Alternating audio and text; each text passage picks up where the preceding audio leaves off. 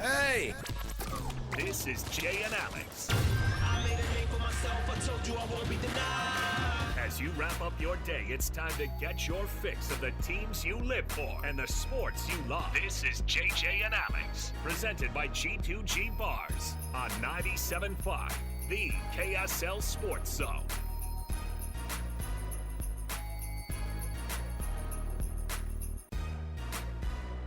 All right, everybody, welcome on in. JJ and Alex, 97.5, the KSL Sports Zone. What's up, everybody? JJ, how you doing, man? I'm good. We're one step closer to football. Yes, we are. We've got tons to be able to jump into today as well. I did want to. This story just popped up in front of me, and I was confused about it. So the Brewers owner. Did you see this? Yeah, the beach thing. What is going on in Malibu? He thinks it's his sand. Yeah, rich people gonna rich, okay? Because this is the owner of the Brewers. I'm not interested in even knowing.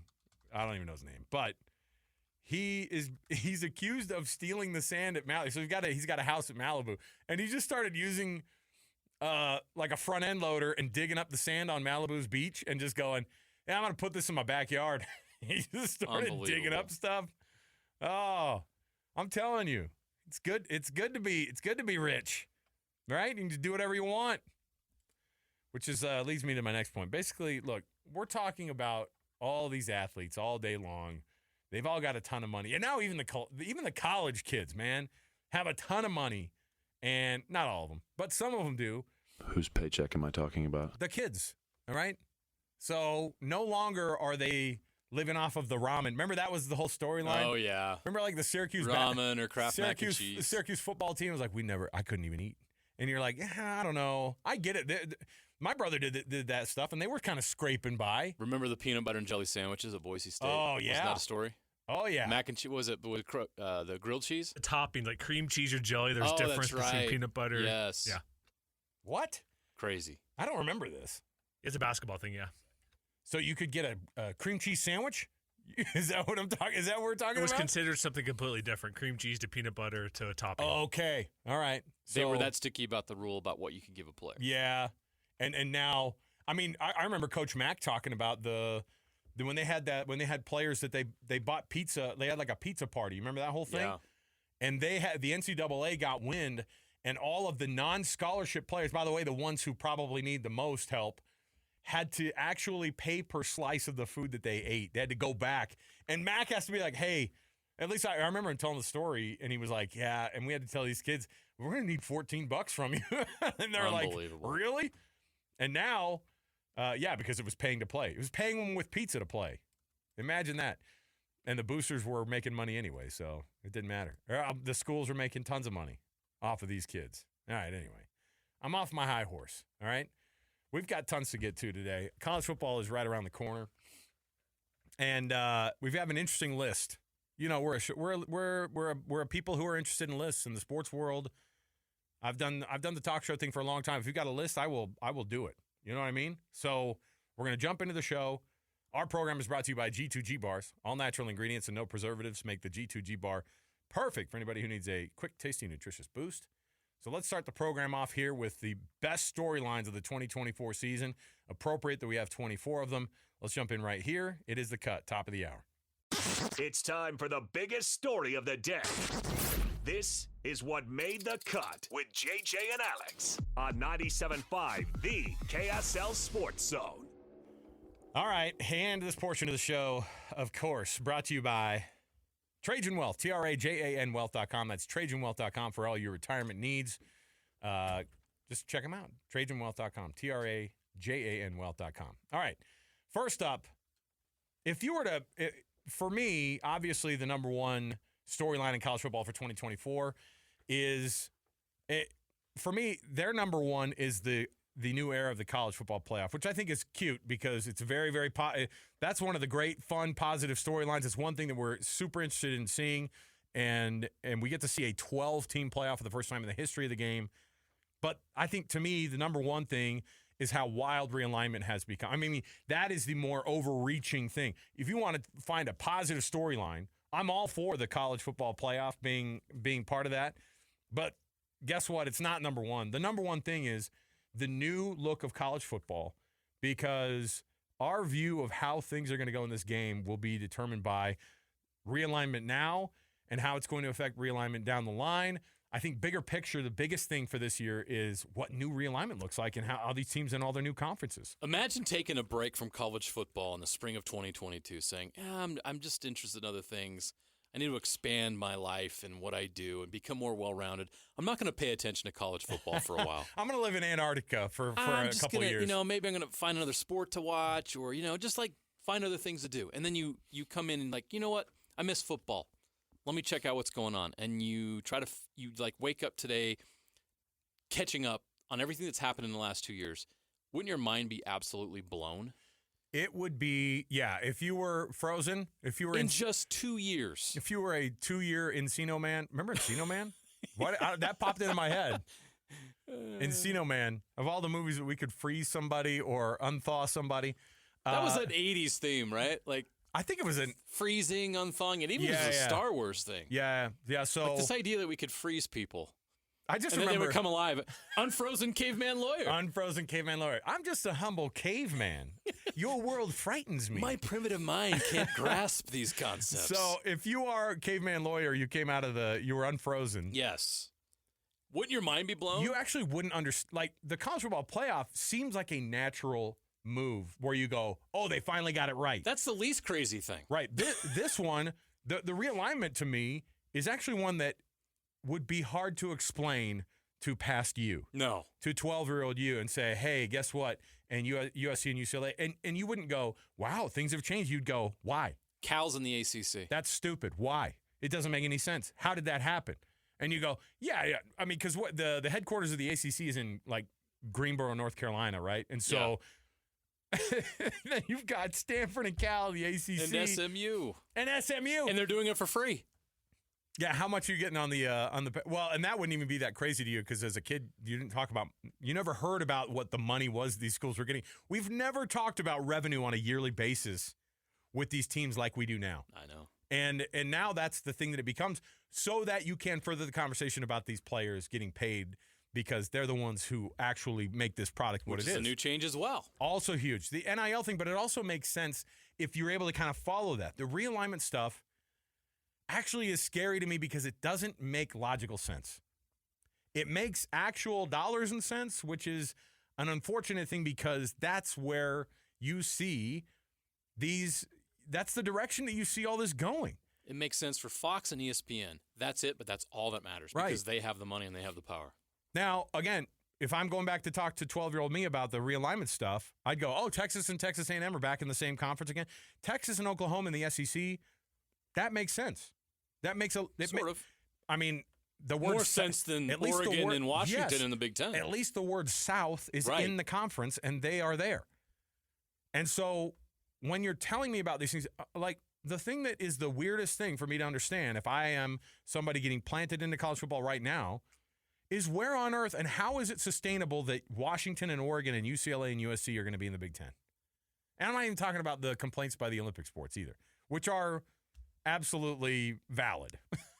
How on earth are we supposed to think that college football can go forward? Like, we're asking Washington to play Rutgers. We're asking Ohio State to play Oregon.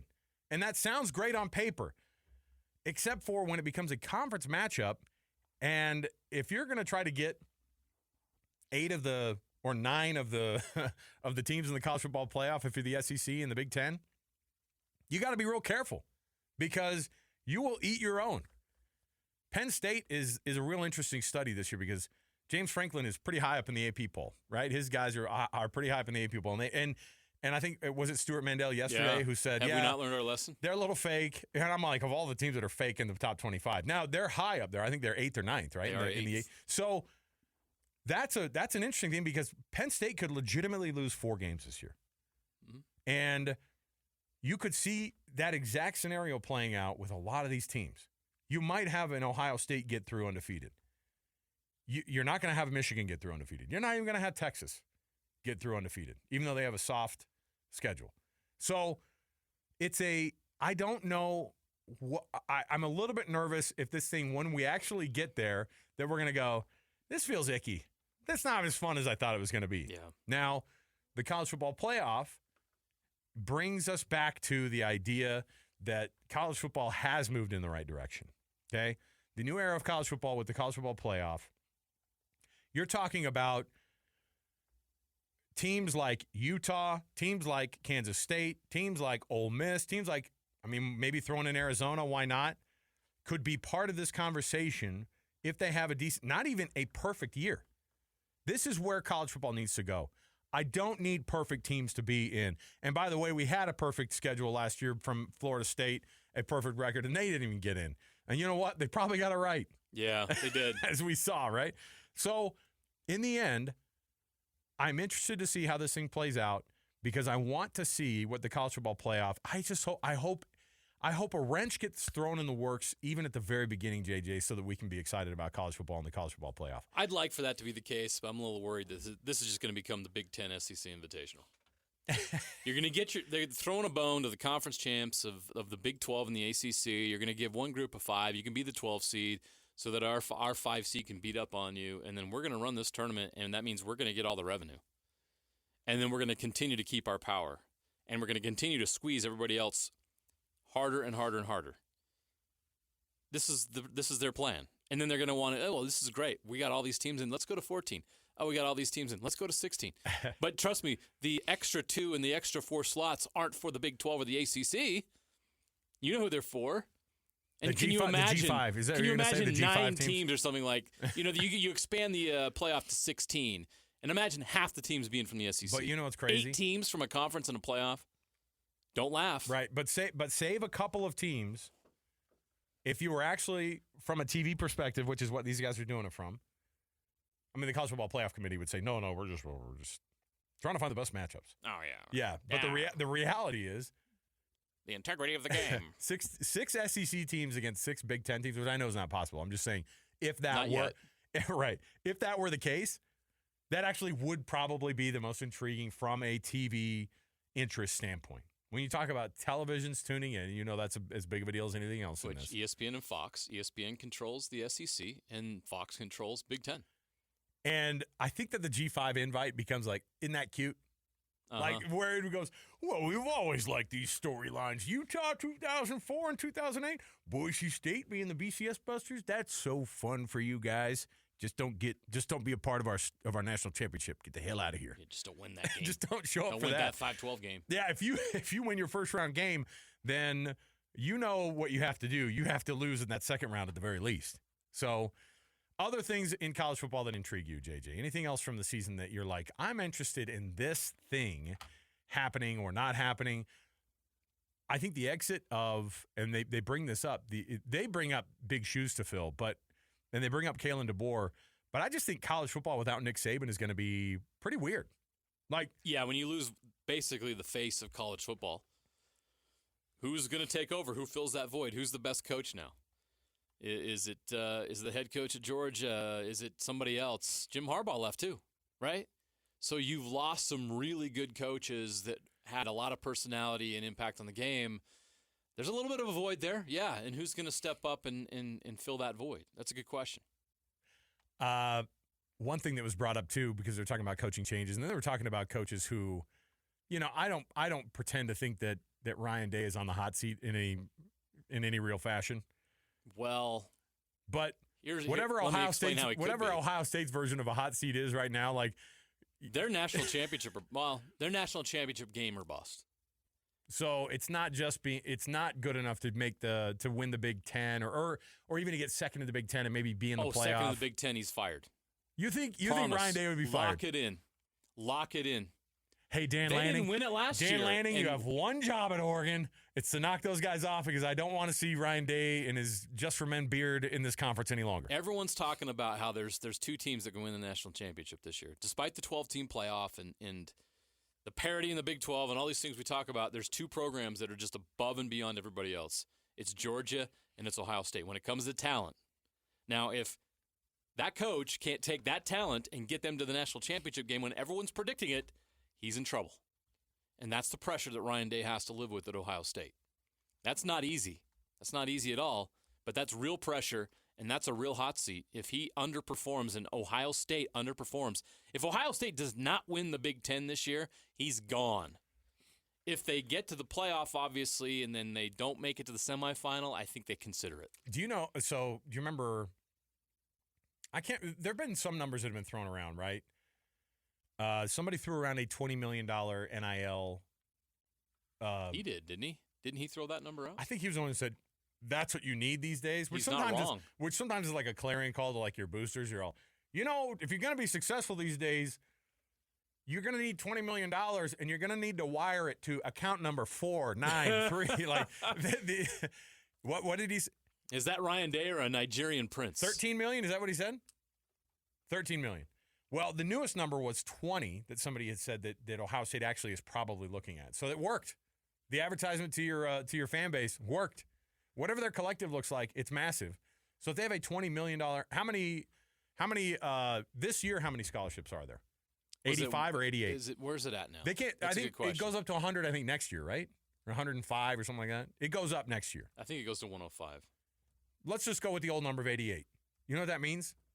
20 million. If they were just to split it up evenly, which they won't, of course. If they were to split it up evenly it's over 85 full ride scholarships. Okay, 85 scholarships divided by 20 million. You know what that looks like? Oh well, I guess you're not. They're definitely not going to make it even. But no. yeah. But I'm saying if that were the case, it would be 85 kids at $235,294 a pop. Almost $250,000 per kid that's on scholarship. There's some guys in the NFL that would like that cash. Oh my gosh, that's good money. The practice squad guys in the NFL don't make that much money. Right. So the reality is that you're looking at probably 10 players who are pulling down 10 of those million. Does that sound crazy? Probably. Your quarterback. I mean, what did they have to give Will Howard? I mean, they got to be competitive. And we only have what we can look at right here, which with what we've heard is in the pretty crazy number here. In the $1.7 million area for Cam Rising. So you can only guess. I don't know what. And I bet the quarterback's not the highest paid player at Ohio State. Who is it? A couple wideouts? I bet their running back's got a nice figure. Yeah. I bet there is a wideout or two on that team. I bet there's a pass rusher that has that. I mean, it's Ohio State. What's Devin Brown getting as the backup? Let's call his family up. Probably more than we're getting doing this radio show. 1,000%. Are you kidding? That's a pretty low bar to clear. My goodness. So in the end, all the things that we're looking at here, Ohio State has a lot on its plate. It hasn't performed for a minute, and it's been on the back burner, and it's always made even worse when your rival, when Michigan ends up being the one who wins the national championship, right? Because for a long time, since 1997, Michigan had not won a national championship, and so that's going to be interesting to watch. But I wonder if the Big Ten or the SEC, one of those conferences is going to absolutely eat itself, and because I know we make fun of Rutgers and Maryland. Well, they don't have to eat themselves anymore because the schedules are built the way they are. Yeah, soft schedules. They don't load up their big teams with all the tough games. So they got the best records. They've played soft. But the best part about this is you can lose. There's no eat yourself anymore because the top are already guaranteed. But you can lose 2 games and you can go to the college football playoff. That's true. Which is the direction we need to go. I'm not going for the, it's not the perfect model because you can't put 64 teams in it, but you don't need to have undefeated teams at the top or a one-loss Alabama to be able to have your college football playoff anymore. The most insane debacle of a conference this year, and this was on their list of top storylines, is the ACC. The ACC has, by the way, it's got 17 teams, which makes it the second largest conference in the country. On top of the fact that they also have Notre Dame as a affiliate or whatever it is, they come in and they hang out with the conference when they want to, and then they leave, right? They come and raid the fridge, and then they go back to school. Right, but then they also have their full stocked fridge as well. Yes. So the ACC to me is wild because it could absolutely blow up on itself. If they don't perform as a conference, people are going to look and go, what is the point of even having you? There's a lot of pressure on Florida State, Clemson, Miami, maybe in NC State. Those teams really have to step up and perform well. Because if that conference is, if your champion ends up being any number of those teams, they have 3 or 4 losses, it's not a good look for that conference. Guess who the 4th best odds? The other one they have that was interesting to me on the list was the Heisman watch for this year. which is interesting. Fourth best odds on the list. Any guesses? Fourth best odds. On the Heisman list. On the Heisman watch list. You're a voter, so you better get your stuff together here. Fourth best. Who is it? Jackson Dart. Okay, I like that. Isn't that wild? He should be in Yeah, consideration. absolutely. Jalen Daniels is also in the mix. He has like seventh best odds. Kansas's quarterback Everyone that we keeps haven't waiting for we him haven't to seen blow up. one thing. We haven't seen him take a snap in forever. It seems like, but they're putting him on the list. Dylan Gabriel's the and Ollie Gordon are the two that are the kind of leaders in the clubhouse when it comes to that. But there's a lot of really good players. And then the coaching trees that are all kind of under some of the biggest names, but they're some of the youngest coaches in all. You ready for this? How many coaches are in their 30s? And I'm not just saying like coaching at New Mexico State in their 30s. Northwestern's head coach, David Braun, 38. Kenny Dillingham's only 34 still. Yeah. Marcus Freeman at Notre Dame's 38, and he's been at Notre Dame for 3 years. Alex Golish at South Florida's 39. Dan Lanning is only 38, and he might be the best. He might be one of the best coaches in the country, maybe a top 5 guy. Sean Lewis at San Diego State, he's 38. Sharon Moore at Michigan, 38. Eric Morris at North Texas, 37, and then Purdue's head coach Ryan Walters is 38. Nate Dreiling, Utah State, 33. Oh my goodness, it's crazy. So the reality is that the look of college football now is so much different than what we even had 3 or 4 years ago, and it's going to look crazy in 3 or 4 more years. And the reality is though, I get excited about the playoff. I don't know if anything else excites me about it. It might be actually, once we actually get into playing these games. Let me give you one. Week on week, it makes me nervous that the game will be kind of broken somehow, and we'll have opened that box, and it'll be weird. We're lucky here in Utah because we're going to be really locked in on the Big 12. The Big 12 is going to be the most fun conference to watch in the country because you've got parity and you've got great players, outstanding players, really good coaches, and it's going to be a bloodbath every week. And you're going to have high-scoring games and drama, close games. That conference is going to deliver in every way. And as we talked to several people about, and you've heard on this station, there's a lot of people out there that expect chaos. We expect Utah to win this thing, but there could be chaos, right? There could be chaos. So the Big 12 is the most unpredictable league because it's new. It's almost like a new conference. But you put all these teams together, they're going to get to know each other, but they all bring different dynamics of offense and stars and all these things and coaches.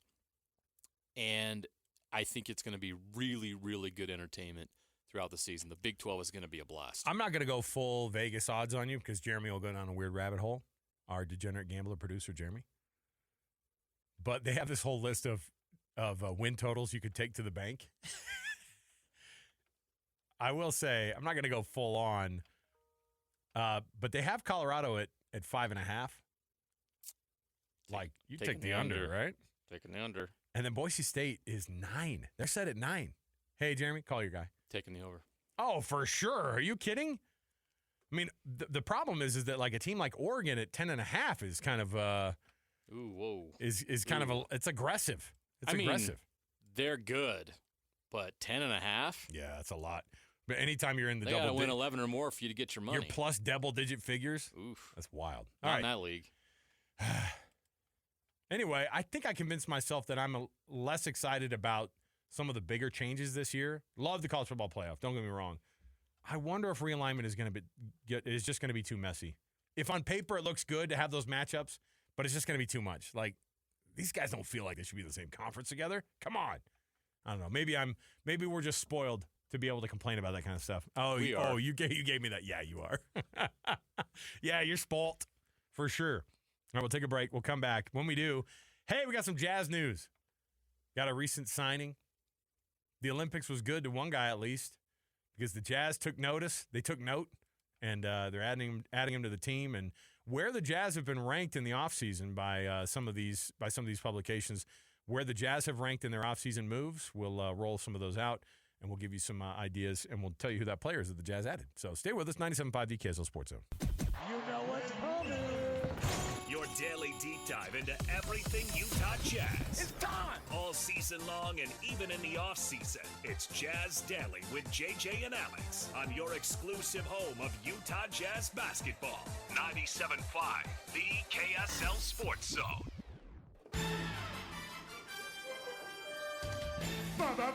Basketball, gimme the ball because I'm gonna dunk it! Basketball, gimme the ball. Okay, everybody, welcome back.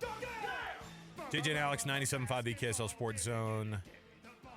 Coming up at 4 o'clock, it's in about 30-ish minutes. Steve Bartle, our Ute insider for KSLSports.com, going to join us, give us a Ute camp update, and anytime we can check in with Steve and understand what's going up on the hill. If you want to get the download that matters on the Utes, you got to listen to Steve. You got to read his stuff on KSLSports.com. It's been an awesome addition so far to the team and the best. So it's been phenomenal to have Steve with us, and he's going to join us for 4 o'clock and give us some thoughts on the running back room situation. And, man, they've put Steve to work. He's like churning out tons of content. So 3 if you or want to 4 get stories a day, Yeah. video content, all kinds of stuff. Steve is just absolutely you want to on fire. get ready for your season up at the University of Utah, you tune in for Steve. All right. In the meantime, the Jazz offseason just got more interesting, I think. At this time, at least this was a name I recognized. At least there was Right? stuff. So you had Johnny. That's all I can say. You had Johnny Juzang getting added, getting signed to the team.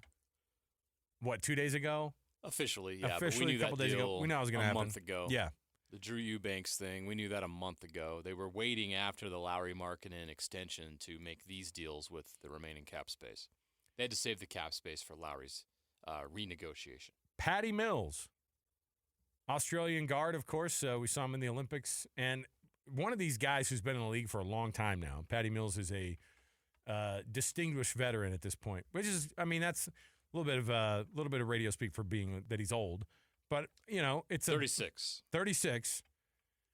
1 year, $3.3 million deal with the Jazz. And he's going to get with Will Hardy, who, of course, he knew when he was down at the San Antonio Spurs. And Will Hardy was coming up through that Popovich system. So Patty Mills into the Jazz. What's the benefit of getting Patty Mills into this locker room? Is this a guy who's going to be competing for starting minutes? Is this going to be? You pay a guy $3.3 million. That's not starting minutes money. So why do you bring Patty Mills in? Is it just for the leadership aspect? 15-year veteran who's played both in the NBA and international basketball. He's an NBA champion, was on that 2014 Spurs team that won the title. So this is a 36-year-old guard who's well-recognized and well-respected that can come into your locker room and show that 2014 championship ring and say, this is why you do what you do, and I can show you how to do it the right way. You listen to me, and you follow my example, you can reach your potential. Now, is Patty Mills going to be the starter at point guard? I doubt it. If he is, that's not good. It doesn't say a lot about the other guys you have on your team because the Jazz should have drafted and added talent that's better than Patty Mills at this point in his career. But it's possible. Is Isaiah Collier going to start at point guard? I don't know. Do they keep going with Keontae George at the point guard position? That's for Will to work out, but you need a Patty Mills in your locker room. You need a veteran presence in your locker room to show the young guys how it's done.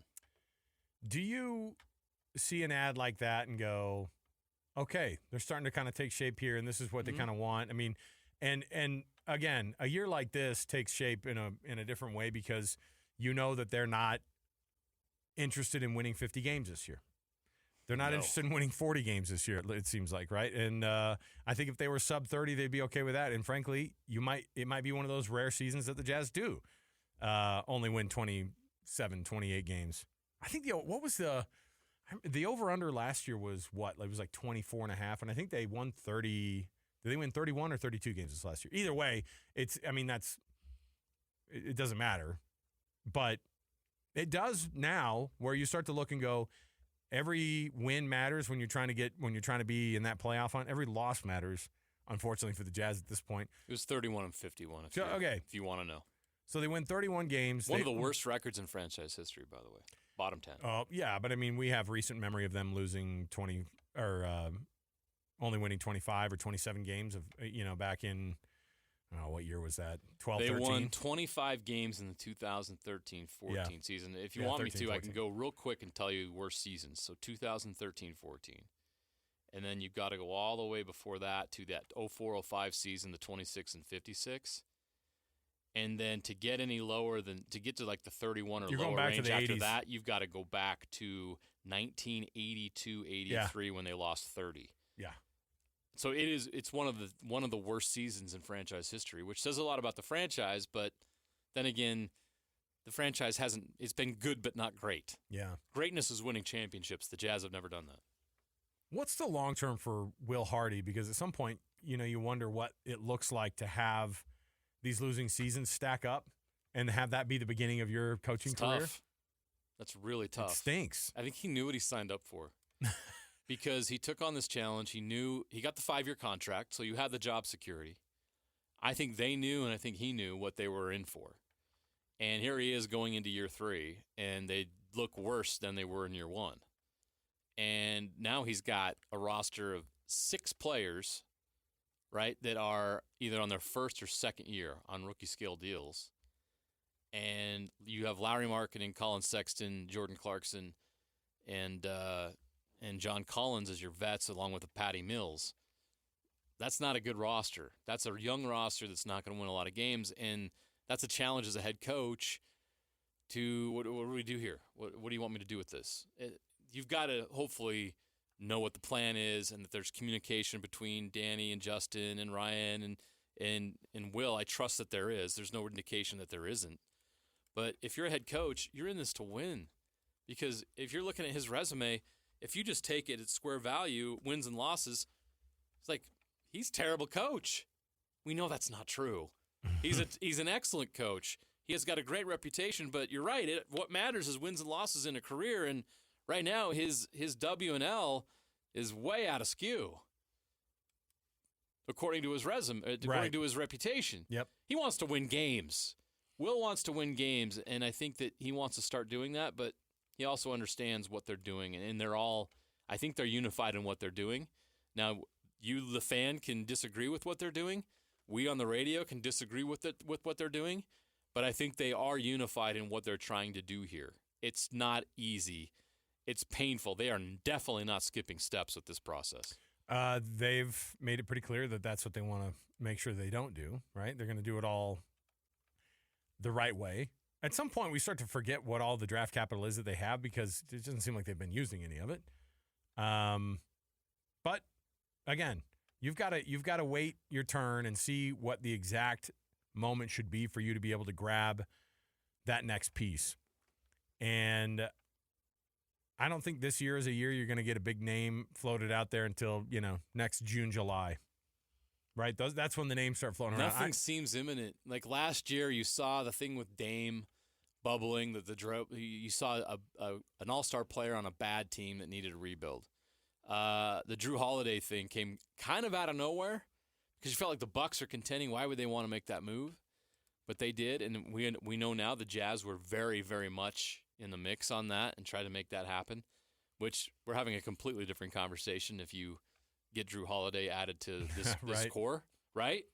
So it's not like they're not trying to make that step or that leap, but there's just not a lot of opportunities out there. So you mentioned the draft stockpile. When are they going to use that? Well, you don't use it until you have something worth using it for. And nothing has surfaced yet. Nothing has materialized where there's that player that can change your franchise is available. Where you can take that stockpile of picks and go make that happen with maybe another young player on your roster. So here's They're what prepared, though. David Aldridge wrote this up for The Athletic, and here's what he said. He ranked him 11th.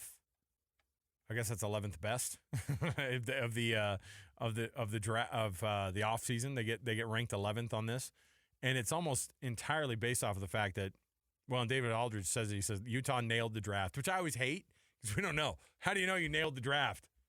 You nailed the draft as it pertains to like what other teams thought about those players, right? Yeah. Because you don't actually know what these guys are going to be until 2 or 3 years down the road. Let me tell you how good their draft class was.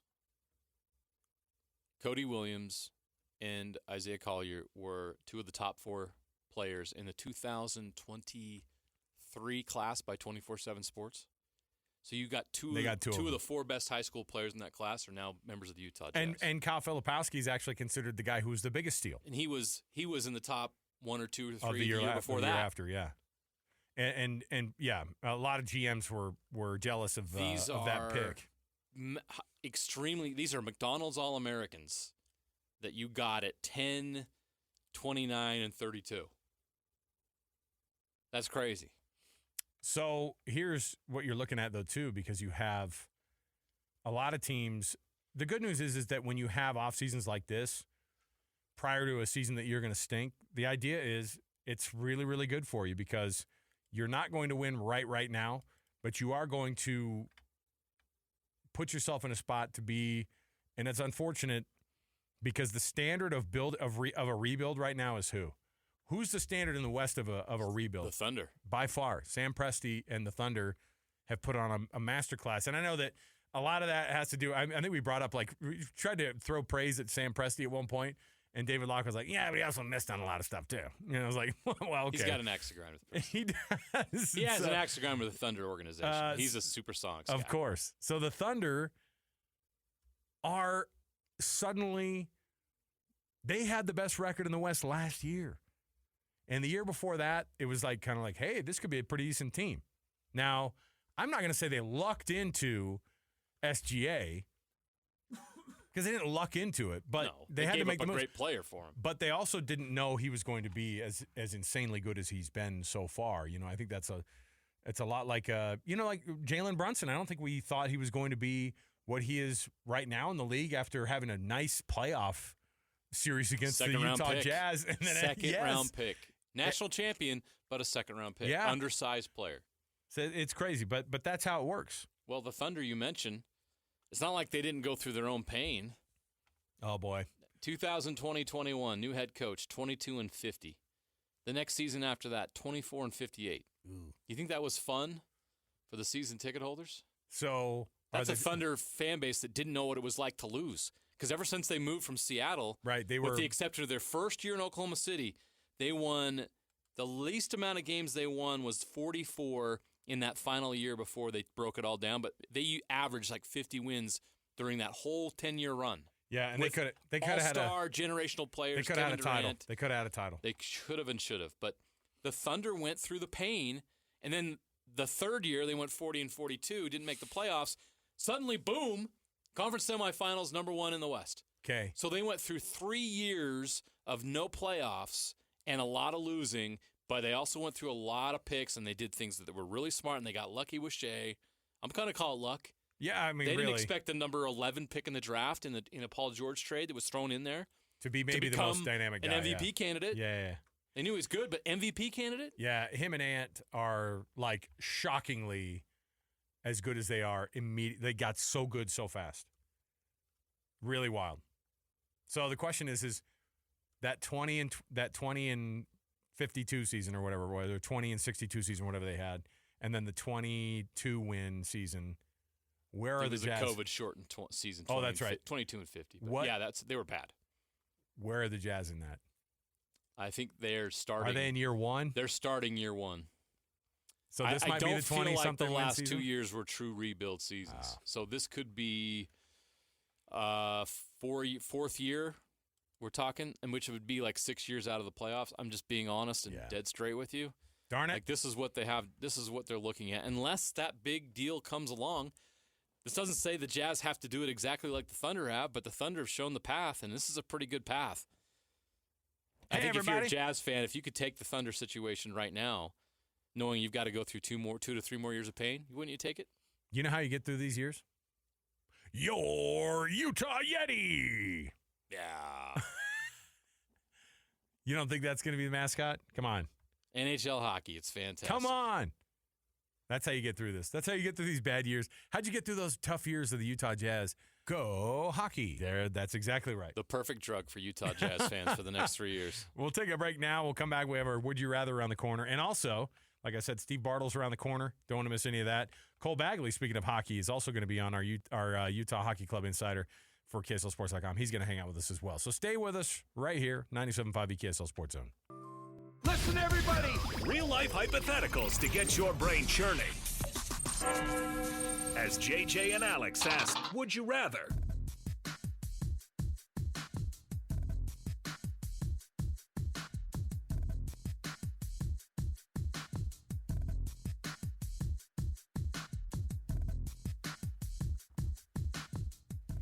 All right, everybody, welcome back. JJ and Alex, 97.5, the KSL Sports Zone. Nominate your youth sports volunteer that you know for the Hercules Hero of the Week.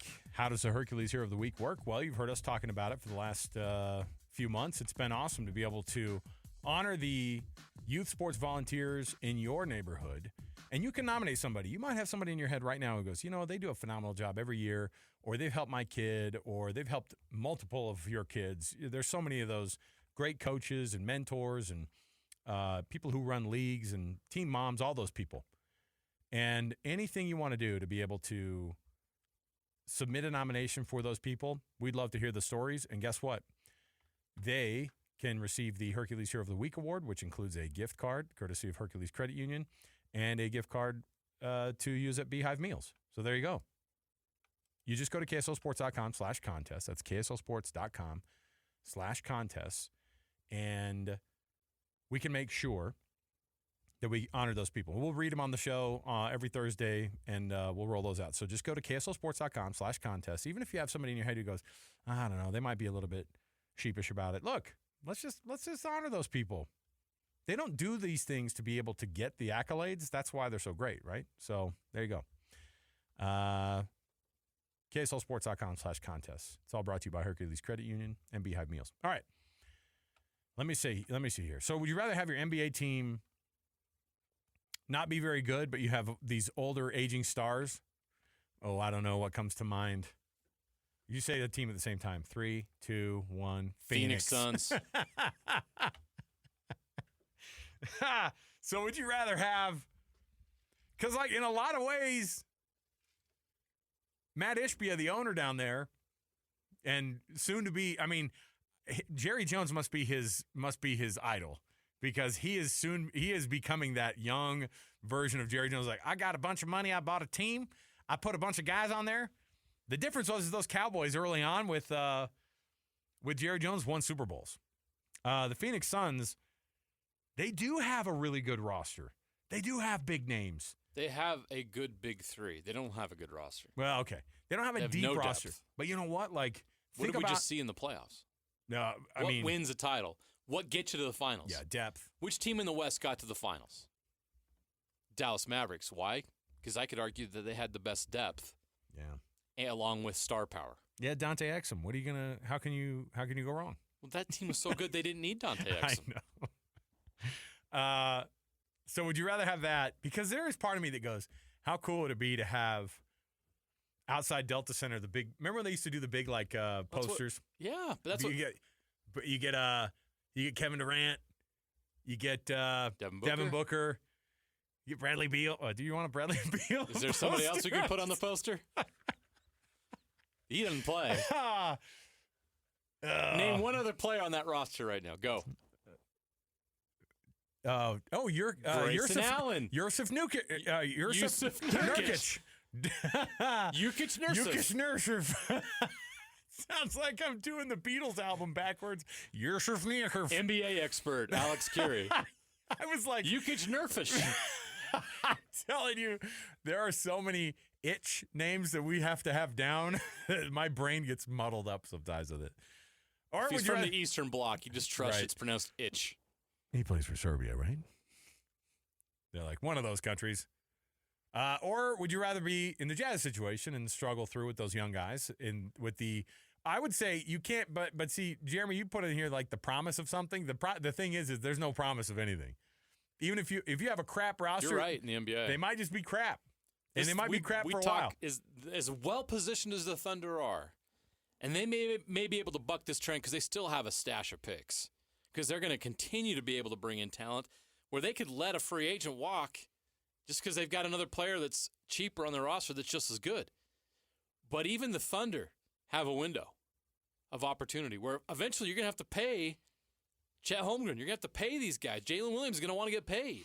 And all of a sudden, you're like the Denver Nuggets, and all your money's wrapped up in 4 guys, and you can't put anybody else on your roster. And then if you're the Nuggets and you invested in Jamal Murray's one of those 4 guys, and his knee's gone, which everyone's worried about now, whether Jamal Murray is even going to be able to last it much longer in the league because of his health situations with his knees, all of a sudden things start to fall apart pretty quickly.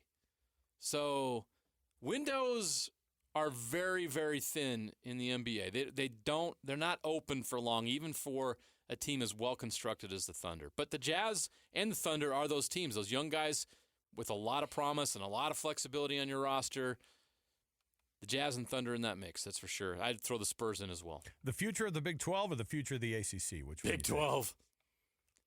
The ACC situation, I mean, the Big 12 doesn't have 2 teams that want to sue the conference right now, do they? Ooh. Or at least want to leave. At the very least, you know they don't want to be there. And which team has the better which league has the better teams? I would argue the Big 12 has more depth. Right.